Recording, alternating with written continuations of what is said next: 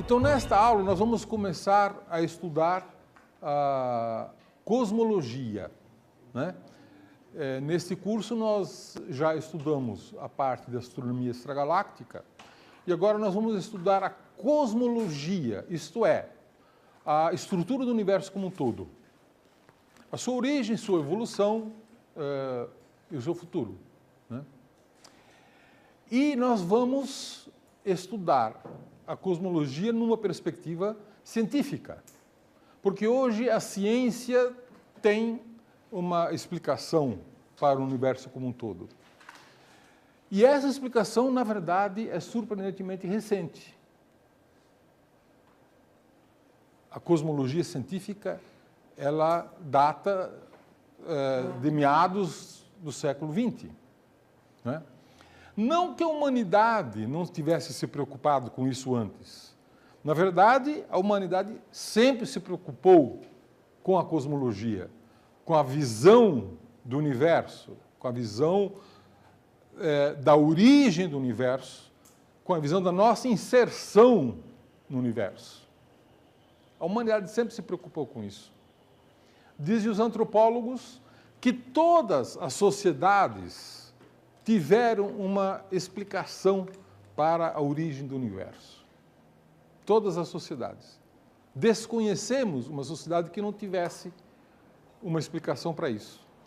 Portanto, esta curiosidade e essa necessidade de uma explicação para o universo e a sua origem fazem parte da natureza humana.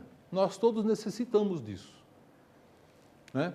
E essas explicações, quer de natureza filosófica, quer de natureza religiosa, buscavam explicar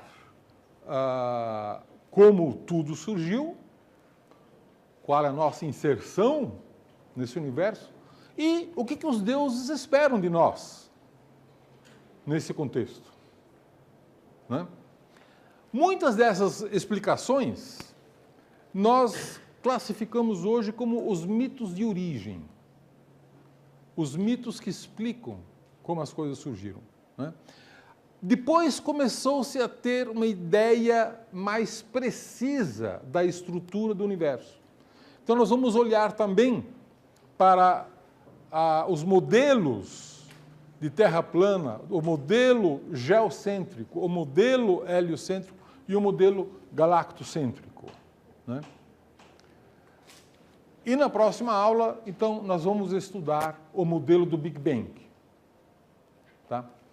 Então, hoje nós vamos começar com os diversos mitos de origem, né? A Bíblia judaico-cristã tem uma história que diz que, no livro do Gênesis, né, no princípio Deus criou o céu e a terra. A terra, porém, estava informe e vazia. As trevas cobriam o abismo e o Espírito de Deus pairava sobre as águas. Deus disse, faça-se a luz, e a luz foi feita, né? Essa é a história de como Deus criou o universo. Outras religiões, os egípcios tinham uma ideia de que a estrutura celeste é mantida por Shu, o deus da atmosfera, que sustenta sua filha Nut, deusa do céu, enquanto Geb, no solo, deus da terra, sustentaria a ambos, né?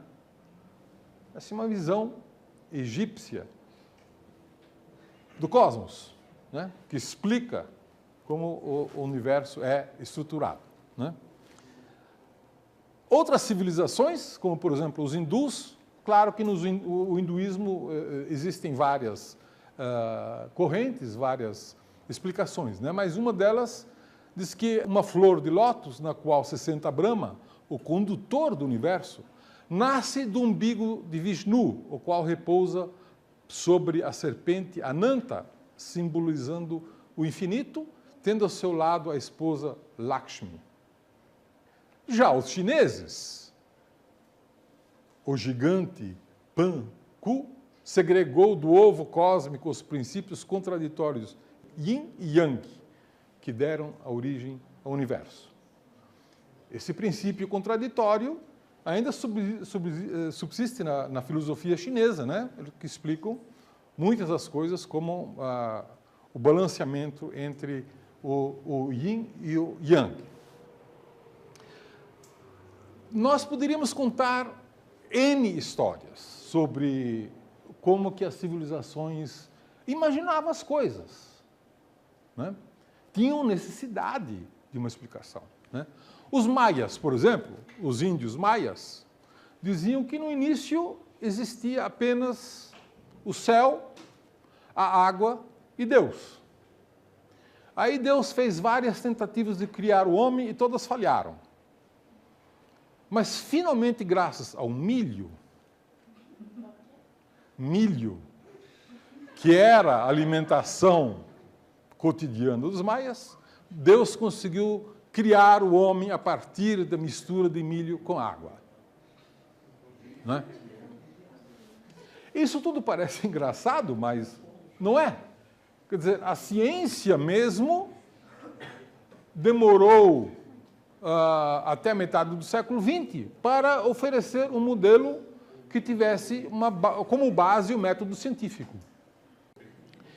E esse modelo baseado no método científico teve uma construção que levou, literalmente, milênios. Né? E muitas dessas explicações de como o universo é estruturado está bem representado aqui. Essa é uma gravura, na verdade, que dizem que é medieval, e que explica. Aqui existe uma pequena aldeia, né? E o universo conhecido, evidentemente, é o que está em torno dessa aldeia. Né? Aqui existe uma esfera que, por alguma razão, se imaginava que era de cristal, no qual estavam penduradas as estrelas. Né? Aqui você vê a Lua, o Sol, e aqui tem um curioso, uma espécie de cientista primordial, né? Furando a esfera de cristal com a cabeça e tentando descobrir qual é o mecanismo que faz a Lua, o Sol e os planetas girarem. Certo?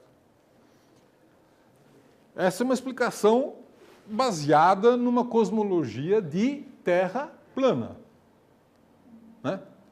Mas os gregos, que eram já excelentes matemáticos, excelentes geômetras, eles desenvolveram um modelo mais sofisticado, um modelo geocêntrico, isto é, um universo centrado na Terra, uma Terra redonda.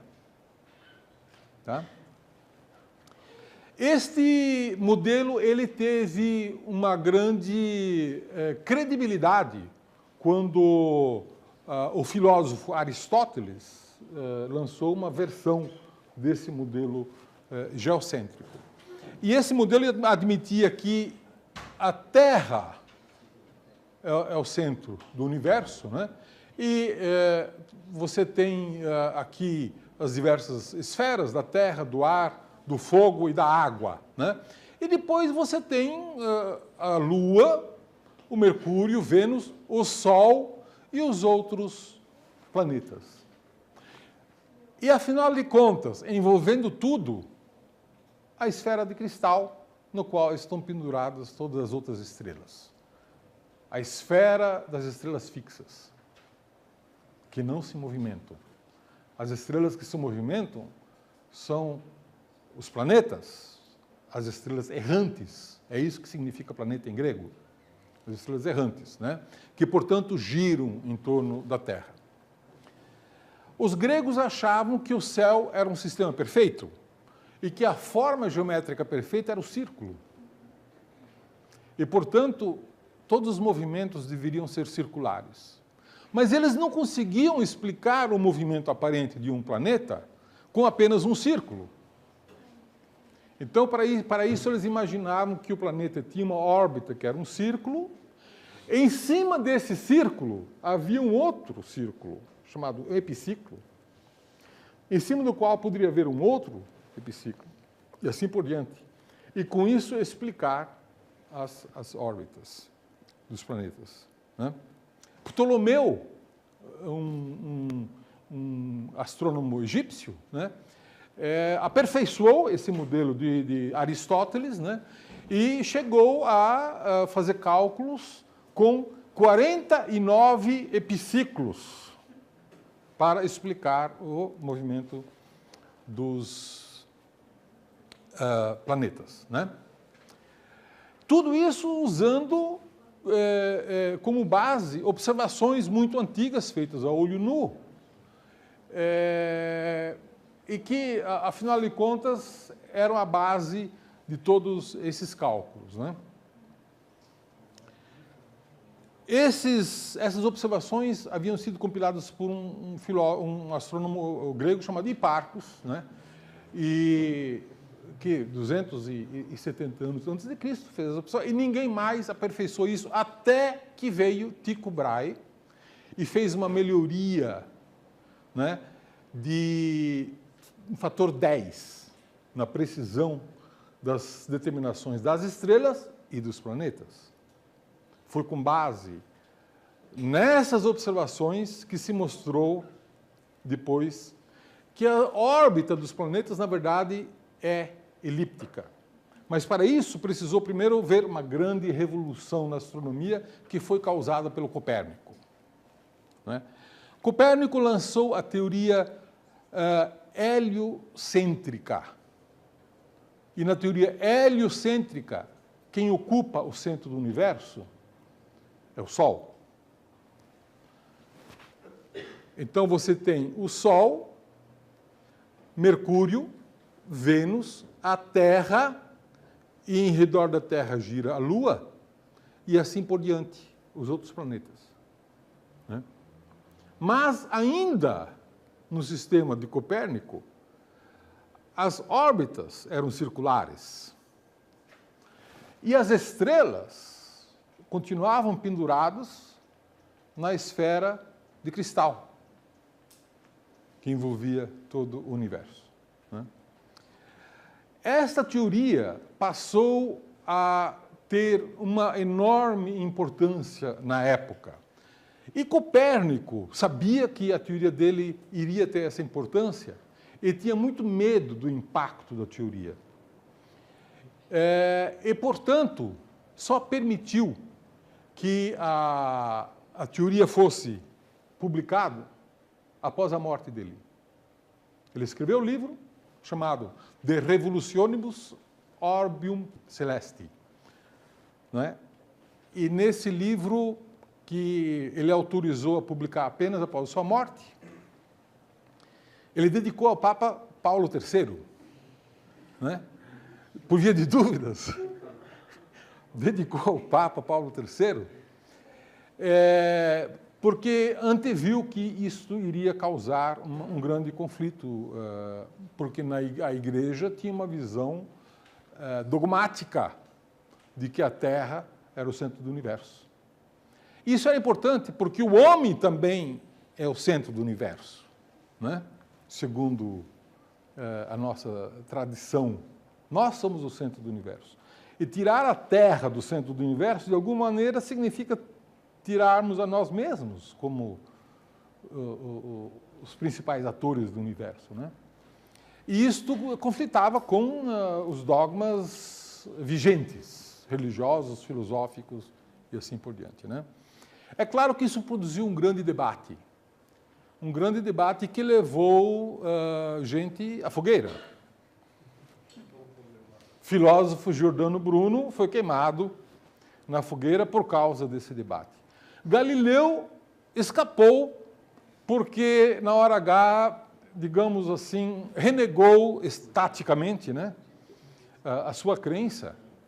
Mas foi Galileu que fez grandes descobertas que, afinal de contas, tornaram a teoria copernicana, a teoria heliocêntrica, como a favorita para explicar o mundo em que nós vivemos, né? Mas teve que esperar o cálculo do Kepler, baseado nas medidas de Tycho Brahe, mostrando que as órbitas são elípticas e não circulares, para realmente fazer com que a teoria, uma teoria relativamente simples, explicasse com grande precisão o universo observado. E isso é fundamental. Afinal de contas, a teoria heliocêntrica não era exatamente uma novidade quando Copérnico a publicou.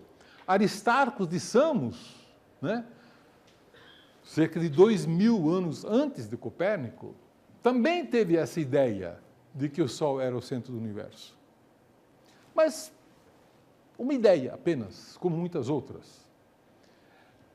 E por que essa ideia não pegou?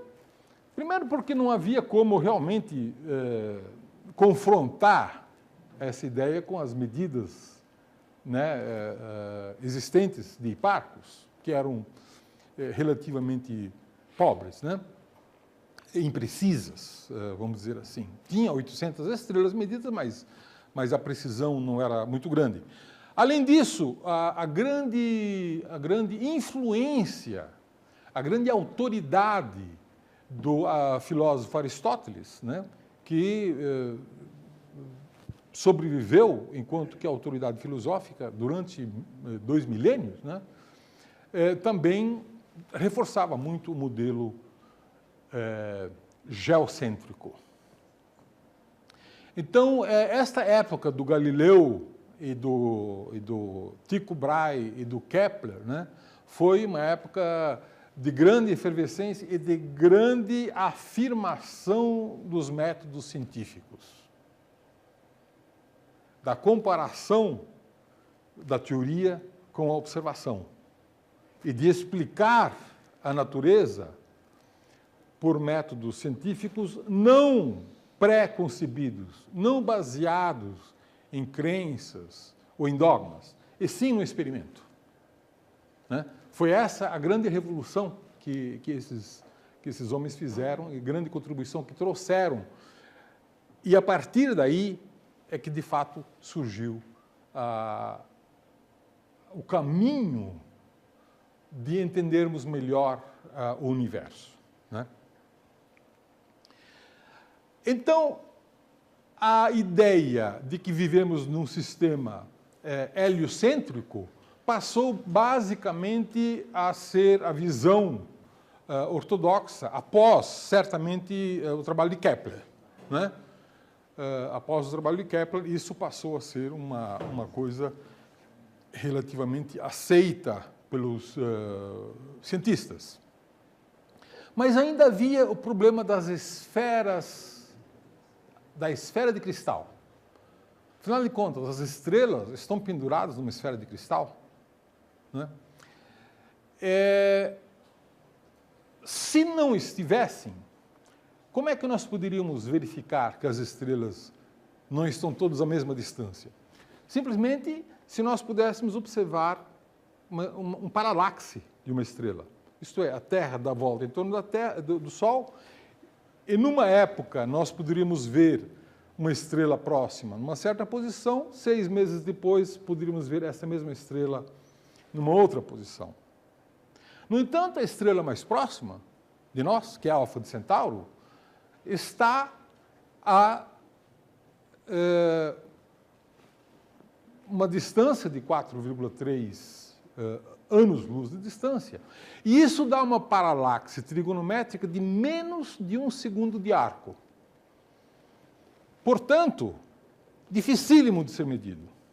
Somente com telescópios realmente grandes, com ótica muito precisa, e principalmente uma invenção extraordinária para os astrônomos, que foi a fotografia, né? A fotografia permitiu que se começasse a medir as paralaxes trigonométricas com grande precisão e grande confiança. E aí nós começamos a perceber que as estrelas estão distribuídas pelo espaço a distâncias muito grandes, mas na maioria dos casos a distâncias diferentes umas das outras. Então, as estrelas estão espalhadas pelo universo, né? Às vezes, em aglomerados, como é essa constelação dos Pleiades, todas à mesma distância. Então, são famílias de estrelas, né? Que sugerem que elas poderiam, talvez, ter todas tido uma origem comum. Uma outra ideia que passou a ser, digamos assim, estabelecida na época, é de que essas distâncias tão grandes das estrelas faz com que cada uma delas seja uma espécie de Sol. Se elas estivessem à distância do Sol, elas teriam o brilho do Sol. Pouco mais, pouco menos. Se o Sol estivesse à distância dessas estrelas, o Sol seria uma estrela comum, né? Isso ampliou subitamente, e Galileu, novamente, foi um dos grandes responsáveis por isso, quando mostrou que a Via Láctea é composta de estrelas, que o número de sistemas planetários existentes na Via Láctea era gigantesco, potencialmente gigantesco, milhões, né? Mas essa ideia de que as estrelas se distribuem ao acaso só perdurou até o começo do século XX, né? No começo do século XX, montou-se um outro modelo do universo,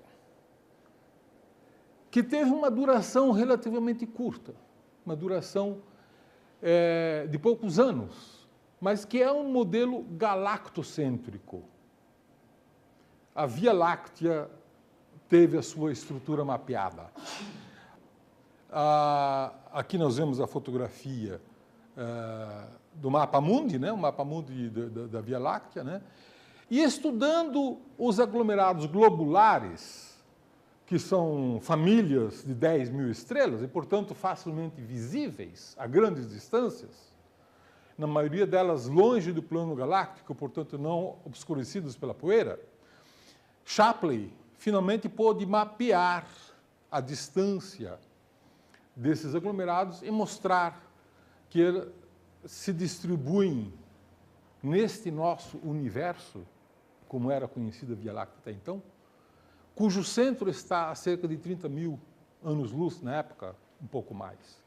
Mas, fundamentalmente, essa ideia estava correta, né? Esta é a visão que nós temos hoje no infravermelho, dessa grande estrutura. E é assim que nós veríamos essa estrutura se a gente pudesse olhar de fora dela, né? Veríamos uma estrutura parecida com isso.